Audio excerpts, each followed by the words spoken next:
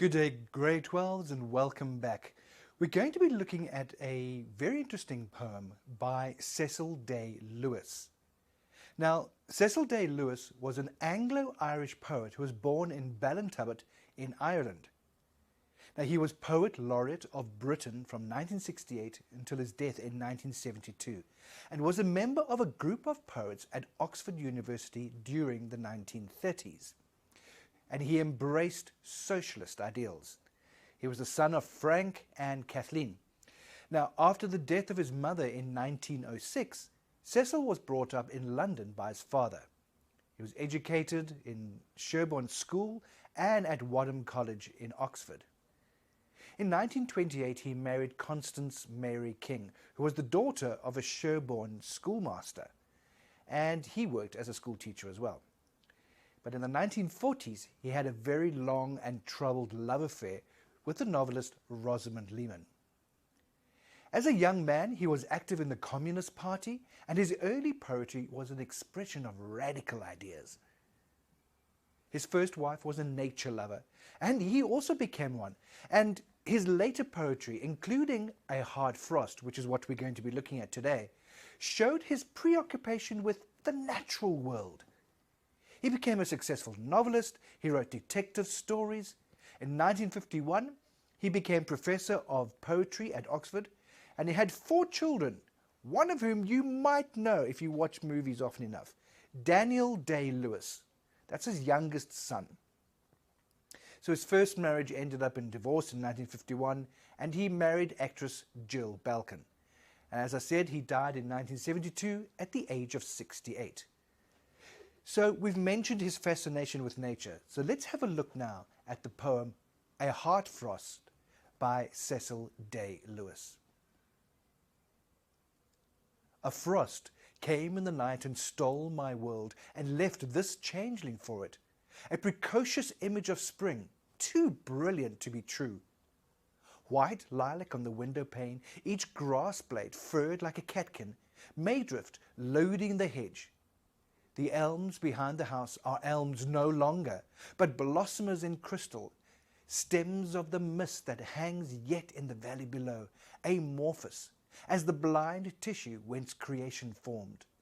The sun looks out, and the fields blaze with diamonds. Mockery spring, to lend this bridal gear for a few hours to a raw country maid, then leave her all disconsolate with old fairings of aconite and snowdrop. No, not here, amid this flounce and filigree of death, is the real transformation scene in progress, but deep below, where frost, worrying the stiff clods, unclenches their grip on the seed and lets the future breathe. Quite interesting. Let's have a look at this. Let's summarize that, shall we? Let's have a look at what it actually is saying. Now, this poem is describing the beautiful scene that the poet saw one day when he woke up in winter morning. The speaker describes how a freezing winter night has left icy frost crystals all over the glass, the grass, the trees, and the hedge in the garden. And the most prominent imagery used is the frost and snow, likening them to beautiful white diamonds. You can almost visualize them as they shine and reflect in the sunlight. Now, these are used to portray a beautiful scene of white snow spreading all over the forest. Now, usually the forest in winter gave people a sense of cruelty, harshness, and lifeless. Have you ever seen trees in the middle of winter? They're bare, there's no leaves, and if you are in a cold climate, you know that they get white with frost and it looks hard and harsh. But after having a white frost coating on the dead trees, mountains, and everything seem to become glamorous and attractive.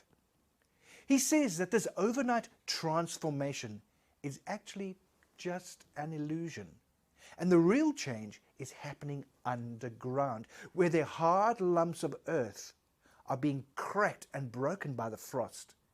And this will eventually allow the seeds, which are held frozen throughout winter, to reach air and moisture that they need to start growing as winter warms up and moves into spring. So besides portraying the stunning scenery, the poet also wants to relate the transformation in human life cycle, which lies beneath the cold and snow. The poem deals with a change that is seen in the morning after the frost has settled overnight. And the poet highlights the beauty and the purity of the scene, and through a series of comparisons paints an evocative picture of a landscape. Much of the language used in these comparisons is archaic or unfamiliar, so the use and the note of a dictionary is vital if you want to understand those unfamiliar descriptions. The first stanza ends with a description of the mist enshrouding a valley, and the poet alludes to the primordial mists that covered the earth in creation, when there was no landform and there was just mist floating around. That's what the poet is alluding to there. And this introduces one of the major themes underpinning this poem, that of the transformation and the rebirth that is part of the cyclical process of nature. And if any of you have watched The Lion King, you'll understand from that song, the circle of life, how things born and die, and we go round and round. You look in your own life, you can see how the seasons come and go, one after the other in order. That's what we call the cyclical process of nature. Now this is further developed in the last lines of the poem, where the poet states that though the weather is bleak and harsh, under the ground, the seeds of summer are already preparing for their new lives. In the middle of stanza 2, the poet likens the scenery in purity and beauty to a bride adorned for her wedding. However, he is quick to point out that this is a fleeting, temporary transformation, and the bride, well, she will soon return to a raw country maid with the melting of the frost by the sun. Isn't that sad? The title, A Hard Frost, occurs when temperatures become very, very low. In other words, below -2 degrees Celsius. And anything exposed to the night air gets a coating of ice crystals. And this can be very beautiful, but it's also very, very damaging to plants. Let's have a look at the structure of the poem now. Now, this poem consists of 2 stanzas written in free verse and of 9 and 10 lines each respectively. The first stanza describes the scene, the beautiful scene and the ice and the icicles and the frost. And the second stanza gives a deeper meaning and a deeper insight into what you are actually seeing in the first stanza.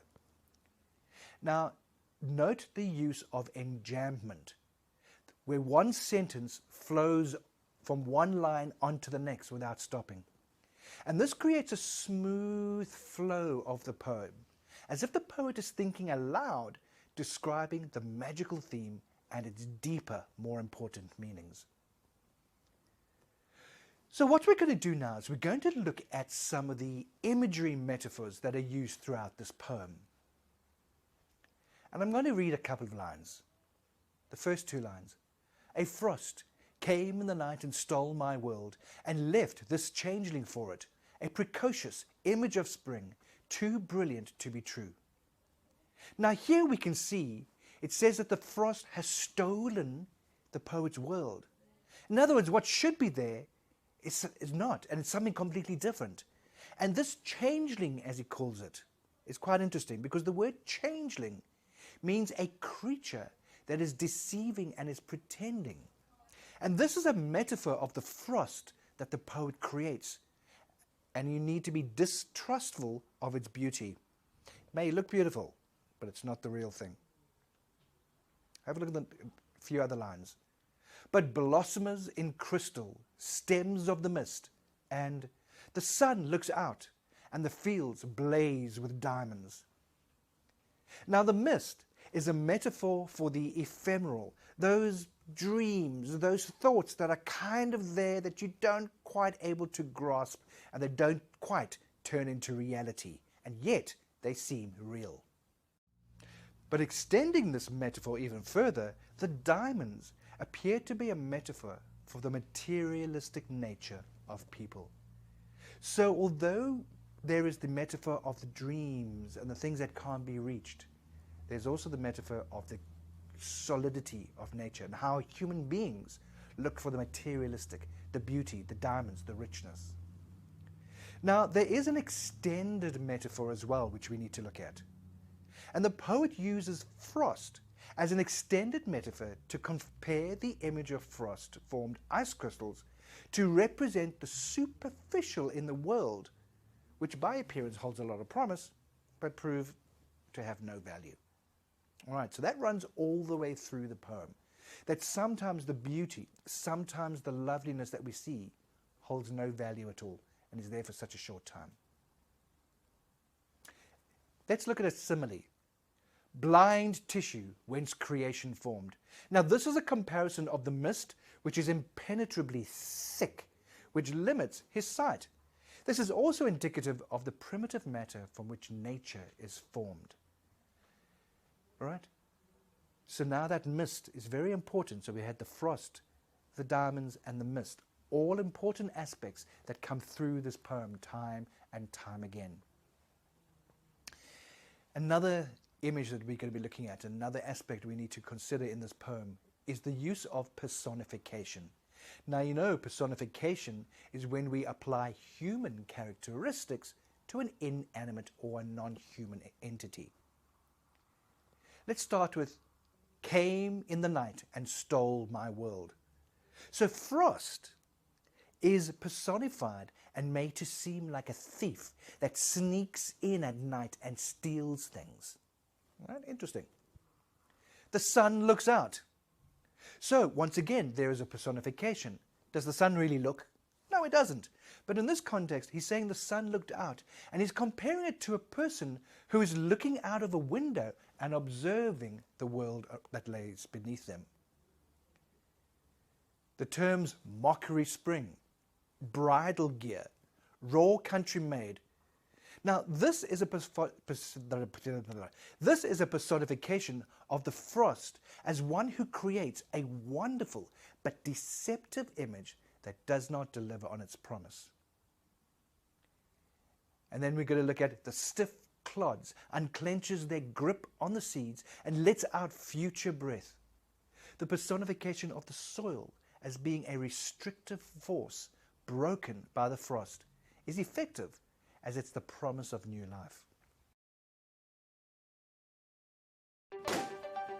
We need to learn to live with the COVID virus, you know, the new normal, at least for the next few months. And we have just what you need to make sure you never miss a single school lesson.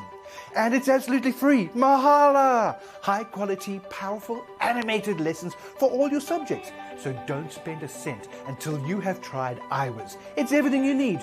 All video lessons, textbooks, workbooks, exam prep. We want you to ace 2021.